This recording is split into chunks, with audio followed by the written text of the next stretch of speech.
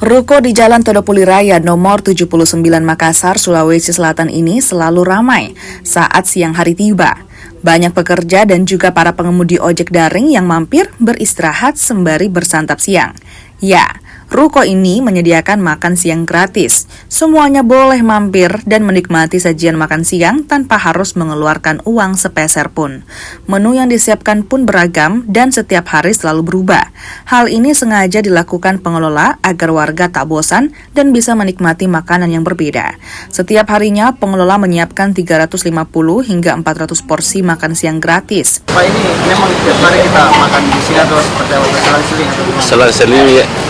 Iya, jangan sampai ada yang lebih membutuhkan daripada kita lagi. Iya. Terus ini Pak, bagaimana tanggapannya? Sangat membantu sekali untuk para kita yang mau di sini dan sebagainya tuh. Mantap, bagus. Terus kalau untuk menunya bagaimana Pak? Ya alhamdulillah. Kita tidak perkarakan lain menunya, yang penting setidaknya bisa menganja kita punya. Yang paling kenyang dulu Pak. Iya. Alhamdulillah, saya mewakili dari Yayasan Hafayu TV Makassar.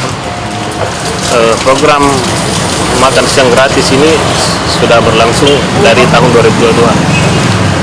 Untuk sumber dana dari kami itu dari Yayasan Full. Peruntukan ini untuk masyarakat sekitar Todopuli Raya.